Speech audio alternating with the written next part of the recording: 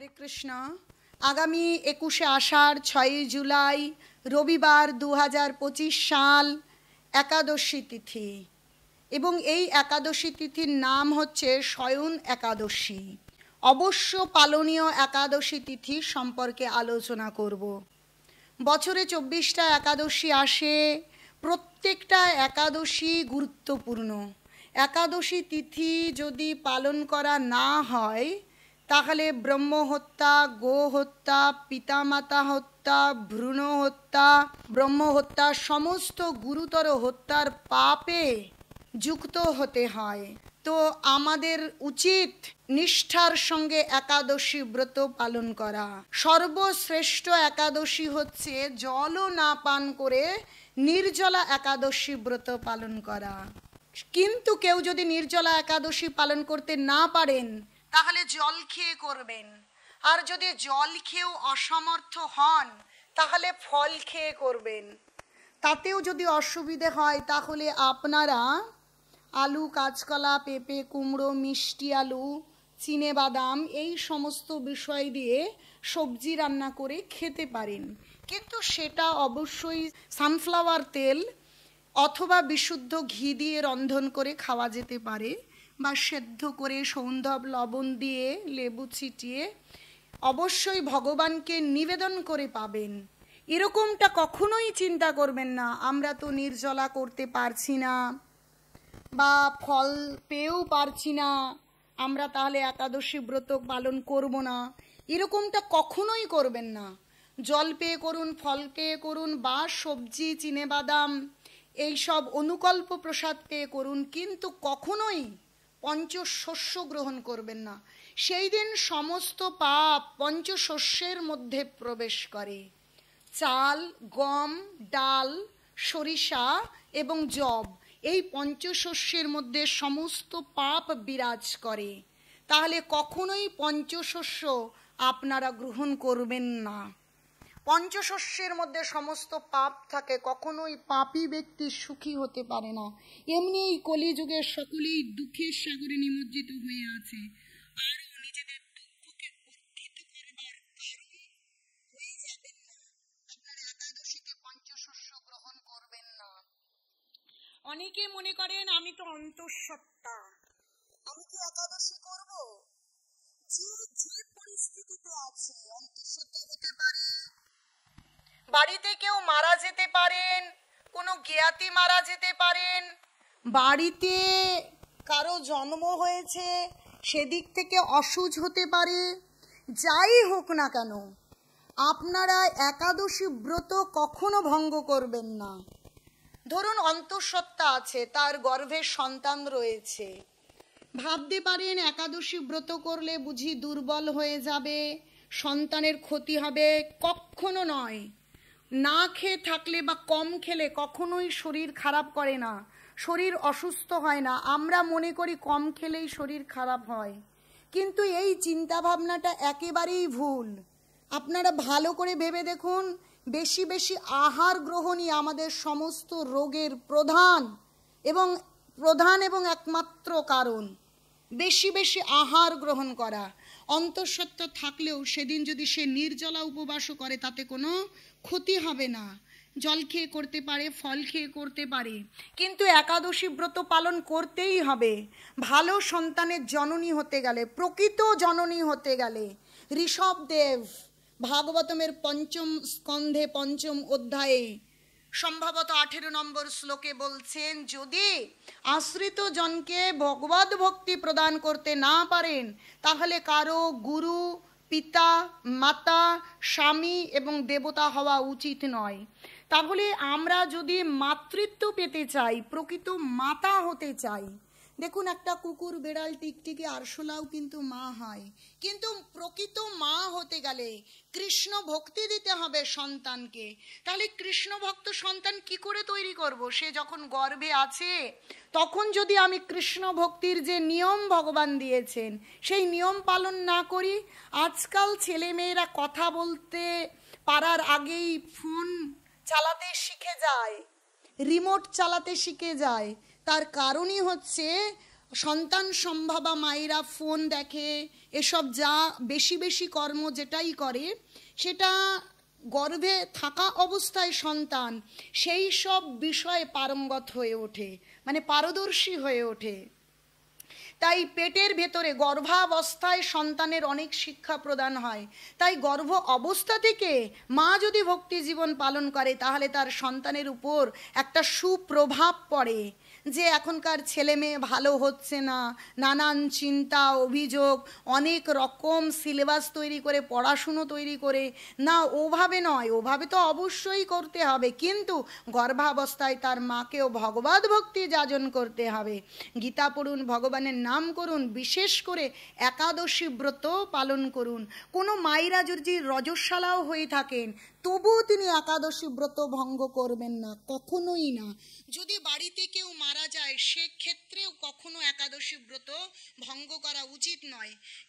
কিন্তু খাওয়া দাওয়া সমস্ত কিছু চলছে, কেবল ভগবানের উদ্দেশ্যে যে বিধান সেই নিয়মকে আমরা অবহেলা করতে পারি না। কিন্তু কেউ মারা গেলে যদি একাদশী করা হয় তাহলে যিনি মারা যাচ্ছেন তার আত্মারও কল্যাণ হয়। তাই আপনারা অসুচ নামক অজুহাতকে দাঁড় করিয়ে কখনোই ভগবানের দেওয়া ব্রতকে লঙ্ঘন করবেন না, আপনারা একাদশী ব্রত পালন করুন। যদি বাড়িতে কারো জন্ম হয়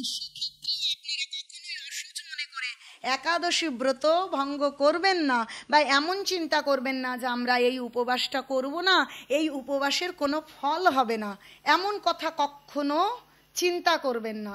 তাহলে সকলে যে যে অবস্থায় যেখানেই আছেন, এমনকি বৃন্দাবনে আছেন বা কেউ পুরীধামে আছেন, কারণ আগামী শয়ন একাদশী আমাদের উল্টো রথের পরের দিন হচ্ছে, সেক্ষেত্রে যে যেখানেই থাকুন না কেন সেখানে থেকেই ভগবানের দেওয়া এই ব্রত পালন করা সম্ভব। আপনারা অবশ্যই এই ব্রত পালন করুন পঞ্চশস্য বর্জন করে। কেউ ভাবতে পারেন যে আমার তো রোগ আছে, এই রোগ হয়েছে, সুগার হয়েছে, হাই প্রেশার হয়েছে, কিডনি একটু খারাপ হয়েছে, নানান কিছু শরীর বা দুরারোগ্য ব্যাধি আক্রমণ করেছে। আপনারা বিশ্বাস করুন, শাস্ত্রসম্মতভাবে বলছি, আপনারা যদি তাহলে রোগ হলে পুরো দিনটা ফুল ফাস্টিং করুন, মানে সম্পূর্ণ উপবাস করুন, তাহলে আপনাদের মেডিসিনে বেশি বেশি কাজ হবে এবং দ্রুততার সঙ্গে শরীর সুস্থ হবে। তাই আপনারা অবশ্যই একাদশী ব্রত পালন করুন। এখন এই একাদশী ব্রত পালন করলে আগের দিন থেকে আপনাদের সংকল্প করতে হবে এবং সংযম করতে হবে। আগের দিন আপনারা অবশ্যই নিরামিষ আহার করুন। সবথেকে ভালো হয় যদি পরিষ্কার পরিচ্ছন্ন নিরামিষ রান্না করে ভগবানকে নিবেদন করে তুলসী পাতা দিয়ে সেই প্রসাদ গ্রহণ করেন, এবং রাত্রে অবশ্যই প্রসাদ পাওয়ার পরে দন্ত মাঞ্জন করে, মানে দাঁত মেজে পরিষ্কার পরিচ্ছন্ন হয়ে ভগবানের কাছে প্রার্থনা করে ভগবানের নাম করতে করতে আপনারা নিদ্রায় প্রবেশ করুন। এবং একাদশীর দিন অনেক ভোরবেলা ব্রহ্ম মুহূর্তে ঘুম থেকে উঠুন, স্নান বাহ্যকৃত করে স্নান করুন, ভগবানের নাম করুন, আরতি করুন, এবং সারা দিন খাই মানে খাবারের কথা চিন্তা ছেড়ে দিয়ে ভগবানের নামে নিমজ্জিত হন, ভগবানের কথায় নিমজ্জিত হন, তাহলে সত্যিই মানব জীবন ধন্য হবে। তাই যে যেখানে যে পরিস্থিতিতে আছেন, এমনকি যারা শূদ্র আছেন, যারা নিচু জাতির মানুষ আছেন, তারা কখনো এরকমটা মনে করবেন না যে এই বৈষ্ণবীয় বিধান বা শাস্ত্রোক্ত বিধান শুধুমাত্র উঁচু সম্প্রদায়ের জন্য, তা নয়। বিশ্ব ব্রহ্মাণ্ডের সমস্ত মানুষের জন্য ভগবানের তৈরি নিয়ম এবং কানুন সবার জন্য এক। সবাই ভগবানের সেবা করতে পারে, সবাই ভগবানের ভক্ত হতে পারে, না হলে দইতারা কি করে জগন্নাথের সেবা করছে? তাই অবশ্যই আপনারা ভগবানের ভক্ত হন, একাদশী তিথি পালন করুন এবং পরের দিন পারণ করতে হয়। অনেকেই এই পারণ শব্দটা জানে না। একাদশী ব্রত দিন সারাদিন সারা রাত উপবাস করবার পর পরের দিন একটা নির্দিষ্ট সময়ে ভগবানের প্রসাদ, মানে শস্য, পঞ্চশস্য যে বর্জন হয়েছিল সেই পঞ্চশস্য ভগবানকে ভোগ লাগিয়ে সেই নির্দিষ্ট সময়ের মধ্যে উপবাসটা ভঙ্গ করতে হয়, সেটাকে পারণ বলে। একাদশী ব্রত পালন করার পরের দিন ভোরবেলা ব্রহ্ম মুহূর্তে স্নান করে ভগবানের আরতি, ভগবানের সেবা করে ভগবানকে যে কোনো আপনি রান্না করে দিতে পারেন, পঞ্চশস্য বা চিড়া, ছাতু এই ধরনের বিষয়, ছোলা, এসব বিষয় দিতে পারেন, ভগবানকে নিবেদন করবেন। ভগবানকে নিবেদিত সেই প্রসাদ গ্রহণ করে ভোজন করবেন এবং সেই প্রসাদটা আগে আপনি যদি ব্রাহ্মণ, অতিথি, ভক্ত, বৈষ্ণবকে দিতে পারেন তাহলে ভীষণ ভালো হয়। আর যদি সেটা সম্ভব না হয় তাহলে বাড়িতে যারা আছে আত্মীয় পরিজন তাদেরকে প্রসাদটা দিয়ে আপনি গ্রহণ করুন। সেক্ষেত্রে জগন্নাথপুরীর প্রসাদ দিয়েও পালন করা যেতে পারে, বা বাড়িতে নিজেই রন্ধন করে ভগবানকে নিবেদন করে প্রসাদ, বা চিড়া, দধি, দুগ্ধ, কলা এই ধরনের বিষয়, ছাতু, ছোলা এই সমস্ত বিষয় ভগবানকে নিবেদন করে, অবশ্যই যেন তাতে পঞ্চশস্য থাকে, সেরকম করে আপনারা উপোস ভঙ্গ করবেন। এটাকে পারণ বলা হয়। একাদশী তিথি করা হলো, কিন্তু একটা নির্দিষ্ট যথা উপযুক্ত সময়ে আপনি যদি উপোসটা ভঙ্গ না করেন তাহলে, মানে পারণটা না করেন, তাহলে তার ফল পাওয়া যায় না। তাই উপযুক্ত সময়ে আপনারা পারণ করবেন। আমি একাদশী মাহাত্ম্য বলবার পরই সেই পারণের সময়টা সুন্দর করে আপনাদের জানিয়ে দেব। আসুন এখন আমরা এই স্বয়ং একাদশীর মাহাত্ম্যটা জেনে নিই। মহারাজ যুধিষ্ঠির বললেন, হে কৃষ্ণ, আষাঢ় মাসের শুক্লপক্ষের একাদশীর নাম কি? এর মহিমাই বা কি? তা আমাকে কৃপাপূর্বক বলুন। শ্রীকৃষ্ণ বললেন, ব্রহ্মা এই একাদশী সম্পর্কে দেবর্ষি নারদকে যা বলেছিলেন আমি সেই আশ্চর্যজনক কথা আপনাকে বলছি। শ্রী ব্রহ্মা বললেন, হে নারদ, এ সংসারে একাদশীর মতো পবিত্র আর কোনো ব্রত নেই। সকল পাপ বিনাশের জন্য এই বিষ্ণু ব্রত পালন করা একান্ত আবশ্যক। যে ব্যক্তি এই প্রকার পবিত্র পাপনাশক এবং সকল অভীষ্ট প্রদাতা একাদশী ব্রত না করে তাকে নরকগামী হতে হয়, অবশ্যই নরকগামী হতে হয়। তাই যারা নরকগামী হতে চান না তারা অবশ্যই একাদশী ব্রত পালন করেন। অনেকেই চিন্তা করেন যে শুধুমাত্র বিধবারা একাদশী ব্রত পালন করবেন, না, প্রত্যেকের জন্য 8 থেকে 80 জাতি, ধর্ম, বর্ণ, ধনী, দরিদ্র নির্বিশেষে আবাল বৃদ্ধ বনিতা সকলে একাদশী ব্রত পালন করুন। অনেকে এরকম চিন্তা করে, যদি আমার স্বামী একাদশী করছে না, আমি করলে ফল পাবো না, বা আমার স্বামী বা আমি করছি আমার স্ত্রী করছে না। যদি স্বামী স্ত্রী পরিবারের সকলে করে অতি উত্তম, কিন্তু যদি স্ত্রী না করে স্বামী অবশ্যই করতে পারেন, যদি স্বামী না করেন স্ত্রী অবশ্যই করতে পারেন। কারণ প্রত্যেকের আত্মা আলাদা, প্রত্যেকের গন্তব্যে পৌঁছতে হবে। যদি কেউ কাউকে মৃত্যুর সময় সঙ্গে করে নিয়ে যায় না, কেউ কারো চিরসঙ্গী হতে পারে না। এই জড়জাগতিক আত্মীয়তার বন্ধন, এই বন্ধন চিরস্থায়ী নয়, একমাত্র ভগবানের সঙ্গে বন্ধন চিরস্থায়ী। তাই কেউ করুক বা না করুক, আপনারা সকলে একাদশী ব্রত পালন করুন এবং তাতে অবশ্যই সম্পূর্ণ ফল আপনারা পাবেন। আষাঢ়ের শুক্লপক্ষের এই একাদশী শয়ন নামে বিখ্যাত। শ্রী ভগবান ঋষিকেশের জন্য এই ব্রত পালন করতে হয়। এই ব্রতের সম্বন্ধে এক মঙ্গলময় পৌরাণিক কাহিনী আছে, আমি এখন তা বলছি, আপনারা মনোযোগপূর্বক তা শ্রবণ করুন। বহু বছর পূর্বে সূর্য বংশে মান্ধাত্তা নামে একজন রাজর্ষি ছিলেন। তিনি ছিলেন সত্য প্রতিজ্ঞ এবং প্রতাপশালী চক্রবর্তী রাজা। প্রজাদেরকে তিনি নিজের সন্তানের মতন প্রতিপালন করতেন। সেই রাজ্যে কোনো রকম দুঃখ, রোগ, ব্যাধি, দুর্ভিক্ষ, আতঙ্ক, খাদ্যাভাব অথবা কোনো অন্যায় আচরণ ছিল না। এইভাবে বহুদিন অতিবাহিত হলো। কিন্তু একসময় হঠাৎ দৈব দুর্বিপাকে ক্রমাগত 3 বছর সে রাজ্যে কোনো বৃষ্টি হয়নি। দুর্ভিক্ষের ফলে সেখানে দেবতাদের উদ্দেশ্যে দান মন্ত্রের সাহা, সাধা ইত্যাদি শব্দও বন্ধ হয়ে গেল, এমনকি বেদ পাঠও ক্রমশ বন্ধ হলো। তখন প্রজারা রাজার কাছে এসে বলতে লাগলো, মহারাজ, দয়া করে আমাদের কথা শুনুন। শাস্ত্রে জলকে নার বলা হয়, আর সেই জলে ভগবানের অয়ন অর্থাৎ নিবাস। তাই ভগবানের এক নাম নারায়ণ। মেঘরূপে ভগবান বিষ্ণু সর্বত্র বাড়ি বর্ষণ করেন। সেই বৃষ্টি থেকে অন্ন এবং অন্ন খেয়ে প্রজাগণ জীবন ধারণ করেন। এখন সেই অন্নের অভাবে প্রজারা ক্ষয়প্রাপ্ত হচ্ছে। অতএব হে মহারাজ, আপনি এমন কোনো উপায় অবলম্বন করুন যাতে আপনার রাজ্যের শান্তি ও কল্যাণ সাধন হয়। রাজা মান্ধাত্তা বললেন, তোমরা ঠিকই বলেছ, অন্ন থেকে প্রজারা উদ্ভব, অন্ন থেকেই প্রজার পালন, তাই অন্নের অভাবে প্রজারা বিনষ্ট হয়, আবার রাজার দোষেও রাজ্য নষ্ট হয়। আমি নিজের বুদ্ধিতে আমার নিজের কোনো দোষ খুঁজে পাচ্ছি না, তবু প্রজাদের কল্যাণের জন্য আমি আপ্রাণ চেষ্টা করব। তারপর রাজা ব্রহ্মাকে প্রণাম করে সৈন্যসহ বনে গমন করলেন। সেখানে প্রধান প্রধান ঋষিদের আশ্রমে গমন করলেন, ভ্রমণ করলেন সেখানে। এভাবে একদিন তিনি ব্রহ্মার পুত্র মহা তেজস্বী অঙ্গিরা ঋষির সাক্ষাৎ লাভ করলেন। তাকে দর্শন মাত্রই রাজা মহা আনন্দে ঋষির চরণ বন্দনা করলেন। মুনিবর তাকে আশীর্বাদ ও কুশল প্রশ্ন জিজ্ঞাসা করলেন। রাজা তখন তার বনে আগমনের কারণ সবিস্তারে ঋষির কাছে জানালেন।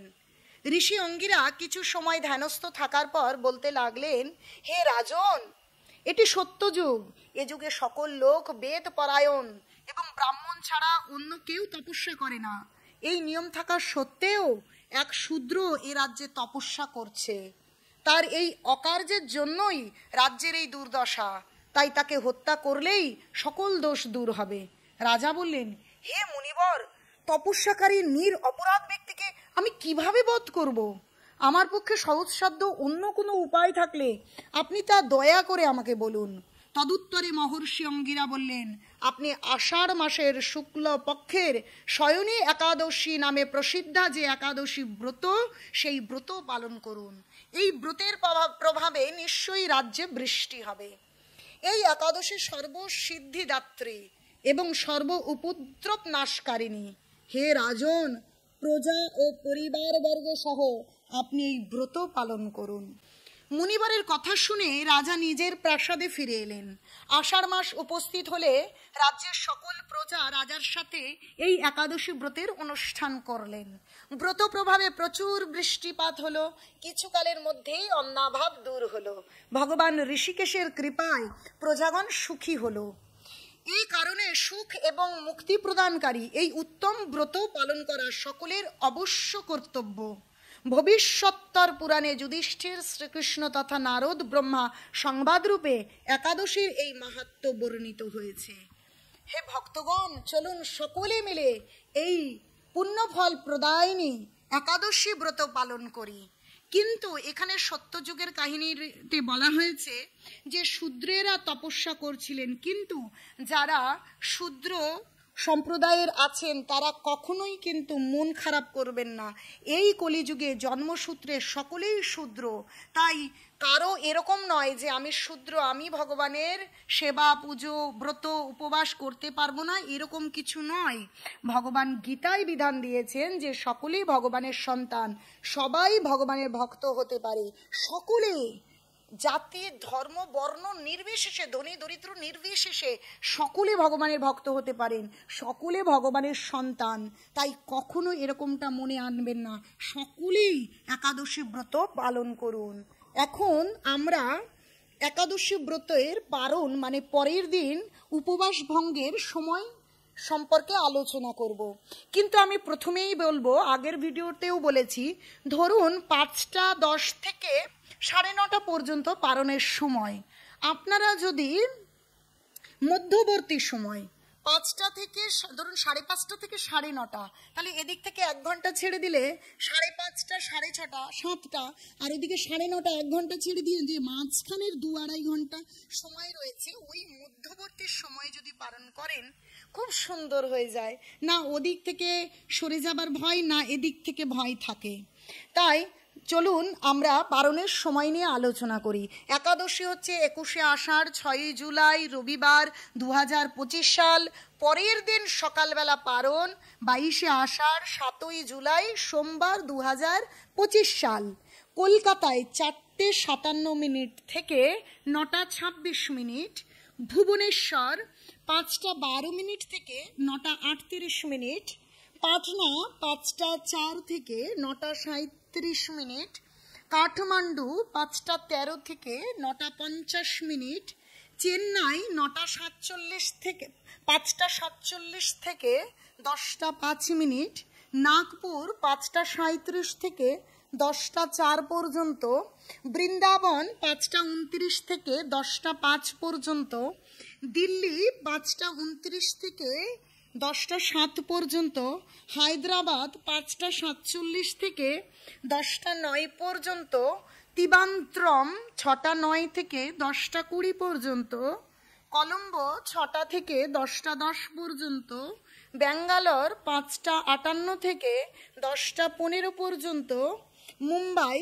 6টা 6 থেকে 10টা 31 পর্যন্ত, আমেদাবাদ 5টা 59 থেকে 10টা 29 পর্যন্ত, উদমপুর 5টা 27 থেকে 10টা 12 পর্যন্ত। এই সময়ের মধ্যে আপনারা পারুন অর্থাৎ উপবাস ভঙ্গ করুন।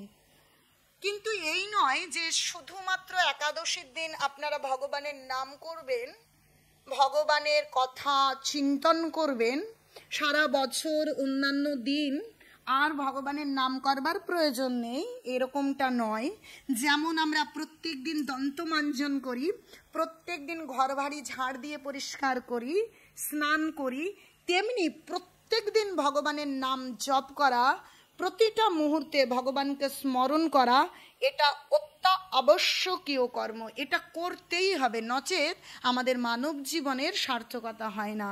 অতএব যে যেখানে আছেন একাদশীতে অবশ্যই বেশি বেশি হরিনাম জপ করুন, গীতা ভাগবতম অধ্যয়ন করুন, শ্রবণ করুন, কিন্তু প্রত্যেক দিন ভগবানের নাম জপ করুন, প্রত্যেক দিন গীতা ভাগবতম অধ্যয়ন করুন, সাধু সঙ্গ অর্থাৎ সাধুদের মুখ নিঃসৃত ভগবানের কথা শ্রবণ করুন, আর আপন আপন কাজে ডিউটিতে বা কর্তব্যতে আপনারা স্থায়ীভাবে থাকুন, কোনো সমস্যা নেই। আপনাদের মানব জীবন ধন্য করুন।